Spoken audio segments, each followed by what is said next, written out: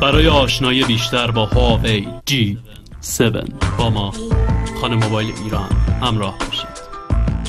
طراحان هواوی این بار تمام سعی خود را نمودند تا یک گوشی خوش ساخت و زیبا را با بدنه‌ای باریک، کیفیت ساخت مناسب و امکانات خوبی که در ادامه به آنها اشاره خواهیم نمود تولید و ارائه دهند.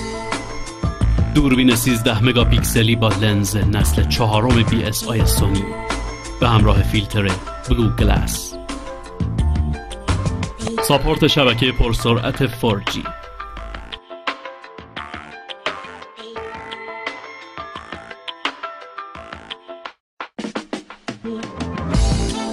پشتیبانی از 2 سیم کارت همزمان، ماندگاری بالای باتری،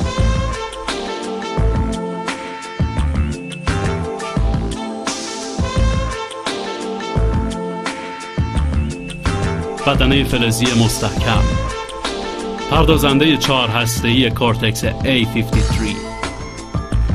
نمایشگر بزرگ 5.5 اینچی HD، سیستم عامل اندروید کیتکت به همراه رابط کاربری ایموشن، باتری پرقدرت 3000 میلی آمپر، 2 گیگابایت رم، 16 گیگابایت حافظه داخلی، دوربین 13 مگاپیکسلی با لنز نسل 4 BSI سونی،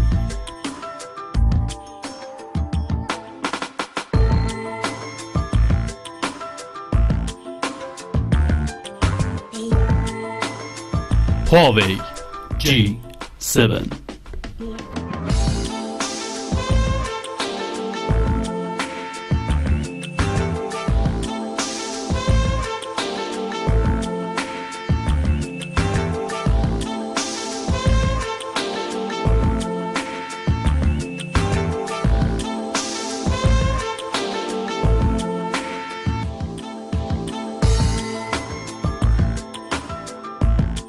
با خانه موبایل ایران همراه باشید.